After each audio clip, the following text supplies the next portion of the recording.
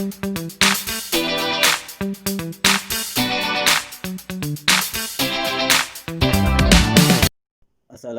warahmatullahi wabarakatuh.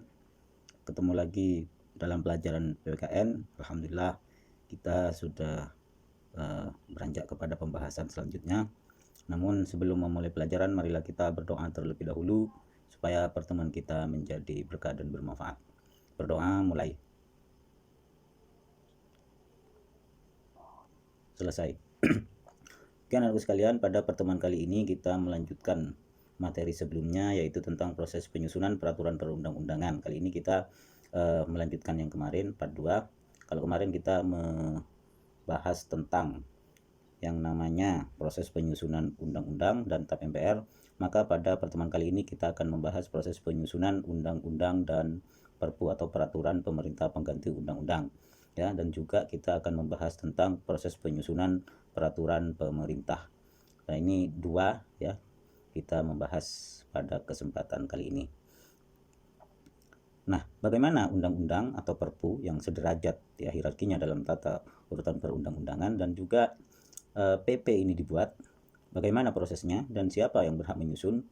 Nah, mari kita ikuti materi selanjutnya. Nah, kita ke proses penyusunan undang-undang. Undang-undang adalah peraturan perundang-undangan yang dibentuk oleh DPR dengan persetujuan bersama Presiden. Kita tahu undang-undang itu banyak sekali dan yang berhak untuk menyusun ya membentuk peraturan perundang-undangan ini adalah lembaga legislatif atau DPR ya.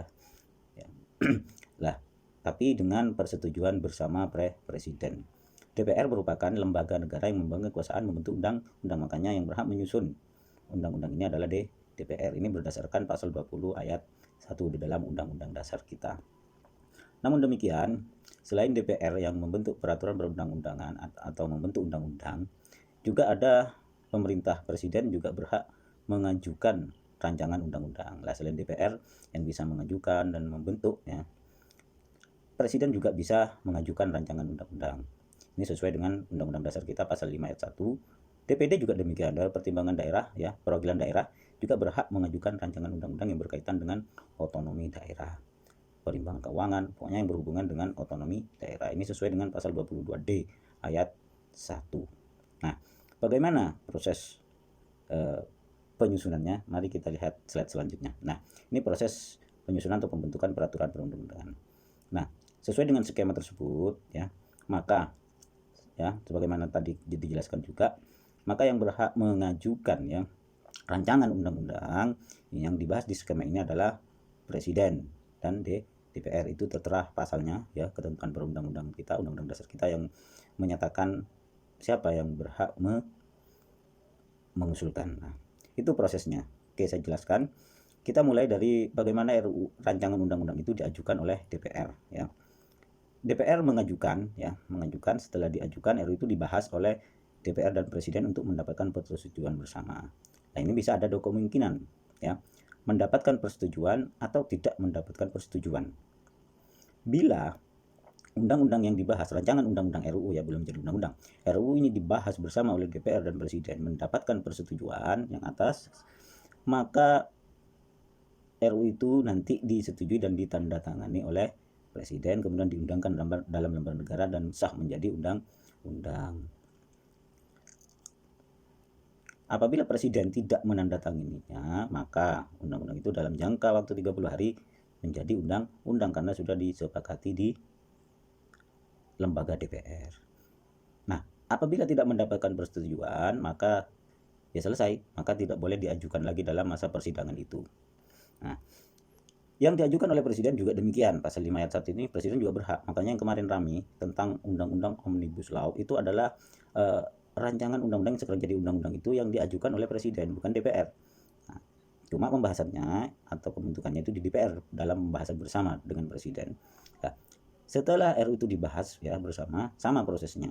Kalau disetujui, maka menjadi undang-undang. Nanti bila tidak disetujui, maka selesai dan tidak boleh diajukan dalam masa persidangan waktu itu juga. Nanti nunggu masa persidangan yang lainnya.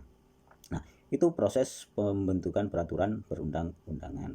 Kalau yang DPD itu sama ya, sama tetap dibahas di DPR sebagai lembaga yang memegang kekuasaan membentuk undang-undang. Cuma DPD nanti pengajuannya ya itu ke DPR. Lah, Yang akan jadi pokok pembahasan selanjutnya di sini adalah pembahasan. Nah, ini bagaimana RUU ini dibahas di DPR. Nah, pembahasan di DPR itu ada dua. Nah, pembicaraan tingkat pertama dan pembicaraan tingkat kedua. Nah, pembicaraan tingkat pertama ini dilakukan dalam rapat komisi. Rapat gabungan, komisi, rapat balik itu badan legislasi, rapat banggar, badan anggaran, dan juga pansus. Makanya setiap undang-undang itu kadang ada pansusnya, panitia khusus yang merancang atau membahas undang-undang tersebut. Nah, disinilah kemudian pembicaraan ini terjadi pembicaraan intensif terkait dengan persoalan-persoalan terkait dengan peraturan perundang-undangan itu. Maka kalau itu semua sudah selesai dibicarakan, maka beranjak kepada pembicaraan tingkat kedua. Dan inilah yang kemudian dilakukan di rapat paripurna yang berisi apa? Penyampaian laporan tentang proses pendapat mini fraksi, hasil pembicaraan yang terdapat pada pembicaraan tingkat pertama itu dibahas di pembicaraan tingkat kedua atau rapat paripurna. Nah, disitulah kemudian juga dibicarakan terkait dengan apa? Persetujuan dari masing-masing fraksi atau penolakan dari masing-masing fraksi. Ini dibahas di situ, di paripurna itu. Nah, itu proses pembahasannya ada proses pembicaraan tingkat pertama dan tingkat kedua. Nah, itu terkait dengan proses pembentukan undang-undang. Nah, selanjutnya kita beranjak kepada Perpu. Perpu itu peraturan pemerintah pengganti undang-undang. Apa itu? Peraturan yang ditetapkan oleh Presiden dalam hal ihwal kegentingan yang memaksa. Nah, kemarin kalau kita lihat atau mendengar pemberitaan ada yang menolak dan ada yang juga yang mendesak supaya Presiden terkait dengan Undang-Undang Omnibus Law itu untuk mengeluarkan Perpu. Perpu terkait dengan Undang-Undang Omnibus Law yang mendapat penolakan dari banyak kalangan. Nah, Perpu itu yaitu hal kegentingan yang memaksa, mendesak. Nah, keadaan kemarin dianggap sebagai keadaan yang genting dan memaksa untuk Presiden untuk mengeluarkan Perpu. Nah, dengan kata lain, ditentukannya Perpu jika keadaan dipandang darurat dan perlu payung hukum untuk melaksanakan suatu kebijakan pemerintah. Nah, Perpu ini dalam Undang-Undang Dasar kita diatur dalam pasal 22 ayat 1, 2, dan 3 itu dijelaskan secara umum isinya adalah Presiden berhak mengeluarkan Perpu dalam hal ihwal kegentingan yang memaksa. Perpu harus mendapatkan persetujuan DPR dalam masa persidangan berikutnya. Apabila Perpu tidak mendapatkan persetujuan, maka Perpu dicabut. Apabila Perpu mendapat persetujuan oleh DPR, maka Perpu menjadi undang-undang. Nah, ini proses penyusunan Perpu dalam hal kegentingan yang memaksa. Prosesnya sama, tetap melalui DPR sebagai lembaga penguasaan membentuk undang-undang. Nah, sekarang kita ke PP atau peraturan pemerintah.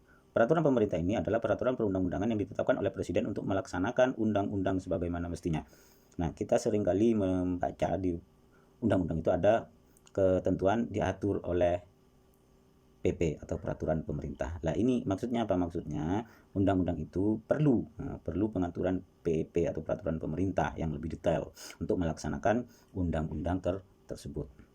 Nah, hal ini sesuai dengan ketentuan Undang-Undang Dasar kita pasal 5 ayat 2 yang menyatakan Presiden menetapkan peraturan pemerintah untuk menjalankan undang-undang sebagaimana mestinya. Ini memang kewenangan yang dimiliki oleh Presiden yang menjadi amanat dari konstitusi kita. Contoh dari ini misalkan Undang-Undang Sisdiknas kita ini ada PP turunan daripada undang-undang tersebut. PP nomor 32 tahun 2013 tentang perubahan atas PP nomor 19 tahun 2005 tentang standar nasional pendidikan. Untuk melaksanakan apa? PP tersebut untuk melaksanakan Undang-Undang nomor 20 tahun 2003 tentang sistem pendidikan nasional.